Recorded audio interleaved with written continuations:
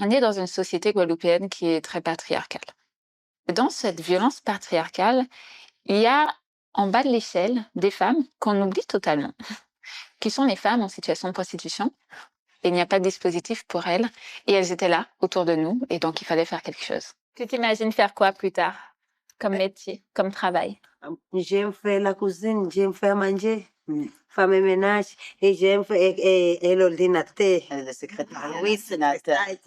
J'aime tout ça.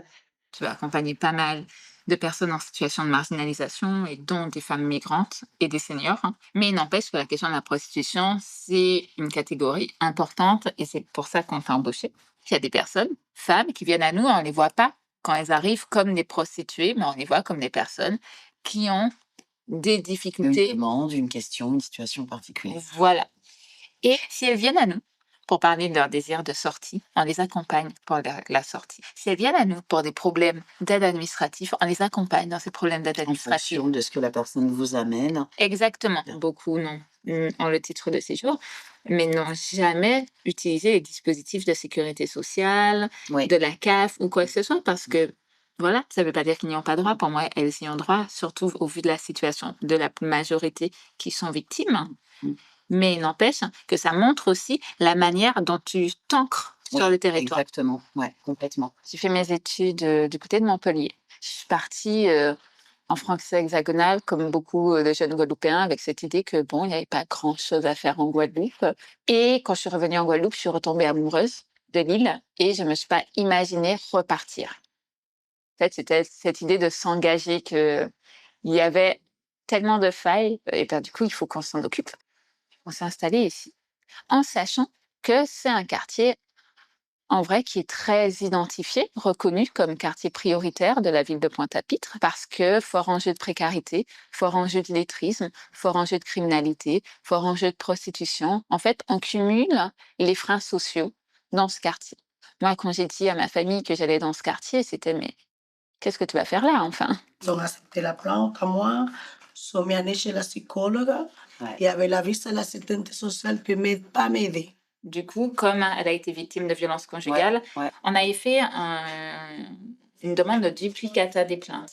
Ils ont envoyé ces duplicata à son mari, qui a été donc l'agresseur. Mm. Et donc, du coup, tu n'as toujours pas accès à ces copies. Je ne peux pas aller chez lui. Non, Ça non, me le donne pas. tu vas pas chez lui. Ah bah non, on va s'en occuper. Elle a Mais tout surtout- négocié, elle arrive chez lui, elle ne me le donne pas. Hein. Et se rendre directement au commissariat où vous avez porté plainte, Si, on a déjà fait. physiquement. Et ils peuvent pas vous remettre... Non. Donc, quand on a été au tribunal, Ok. ils ont retrouvé qu'effectivement, monsieur avait décidé de porter plainte contre toi pour dire que tu mentais, Pour que tu faisais diffamation. pour diffamation. Mais bon, il y avait quand même des preuves. C'est quand la dernière fois que tu as été chez le médecin? Moi, Oui. le mois de juin, Le mois de juin? que je allais voir le médecin. De l'année dernière? De l'année dernière, mais Ouais. je payais. L'idée, c'est que pour les grandes vacances, tu puisses aller chez le médecin et utiliser ta carte vitale. Donc, le 6 juin, on va appeler Amélie parce qu'il faut absolument que tu puisses prendre soin de toi. Oui. Je vais te donner un nom de médecin, d'accord? C'est le médecin qui est génial, qui est juste à la Marina. Donc, c'est très facile d'y accéder. Elle parle espagnol. Elle a une spécialité en gynécologie. Et franchement, elle est géniale avec toutes les femmes du quartier. Notre public cible, c'est ceux qui sont autour de nous. Mais du coup, on peut avoir des personnes en situation de prostitution, on peut avoir des personnes migrantes, on peut avoir des seniors guadeloupéens, on peut avoir des personnes victimes de violences conjugales. Ce qui est le plus dur au quotidien, c'est de ne pas trouver de solution. Vraiment. C'est ce sentiment d'échec quand il n'y a pas de solution et qu'on a déjà tout essayé et que parfois, il faut attendre 9 mois, 10 mois, 1 an pour qu'un problème se résolve. Mais qu'en fait, ces gens, pendant 9 mois, 10 mois qu'on accompagne, ils n'ont pas de nourriture, ils n'ont pas de logement et le temps des réponses ne correspond pas à la réalité et à l'urgence de leur situation. Donc, vendredi, aide administrative, demande d'avis d'imposition, appelez Amélie pour savoir où en est ta demande d'ouverture, prendre un rendez-vous au laboratoire pour toi. C'est OK? Ok, OK. Bon, du coup, on se voit vendredi prochain, si Dieu veut. si Dieu veut. Vendredi prochain, je serai là. Merci beaucoup. OK, merci beaucoup. Bonne fin de journée. C'est dur. c'est dur. Il y a un sentiment d'isolement, un sentiment aussi que lorsqu'on rentre du travail, qu'on ne pense qu'à ça. Comment gérer les émotions contradictoires qu'on ressent? Donc c'est aujourd'hui, je me ressens un peu plus armée. Je dis ça, alors que je suis, sous l'écroulement de la fatigue, mais je me sens un peu plus armée, qu'il y a 3 ans, 4 ans, 5 ans.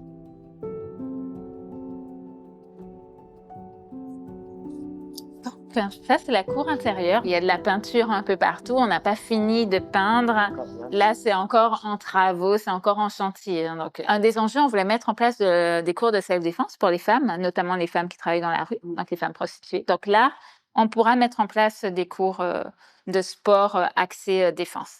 Et donc là, c'est l'espace d'intimité. C'est vraiment notre espace d'entretien pour les problèmes singulier où on n'a pas envie d'être en collectif. Tu as vu, il y a une salle de formation de l'autre côté qui est assez grande, publique, accueille tout public, une cour intérieure où il y a des événements tout public, mais il fallait qu'il y ait un espace un peu cocon. Bien sûr. À côté, c'est vraiment les bureaux en soi. On n'a jamais eu de bureau en amont, ça va être notre première fois, avec l'idée qu'on va faire en sorte que ça soit cool. Ah, un petit souvenir pour dire qu'il y a la fête, que vous avez été à la fête?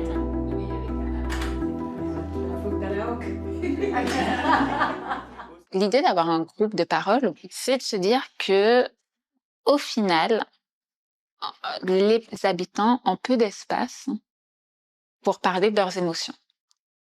Parce qu'il y a cette sensation qu'il faut être solide, en fait. Avoir cet espace où, entre nous, on peut parler, on peut se sentir bien, on peut ne pas être jugé aussi pour notre parole, eh ben, c'est un impératif, hein, pour eux, pour elles, et même pour nous, en vrai. Je me sens en famille. Je me sens en confiance. Je me sens plus fort qu'avant. Ça, je peux le dire. Ça, je peux le dire. Je suis quelqu'un de assez introverti et avec l'association, j'ai appris à m'ouvrir un peu, à plus parler de moi-même, où je cherchais un emploi, où j'avais du mal à trouver, justement. Et je suis venu à Ilia, j'ai pu refaire mon CV, puis des motivations, postuler encore, et j'ai trouvé une alternance. Je ne savais pas que je peux venir de hommes aussi. Globalement, dans toutes les associations en Guadeloupe, on va avoir plus de femmes dans les assos, des employés femmes. C'est Les femmes vont contrôler le monde. Ah, les femmes contrôlent le monde.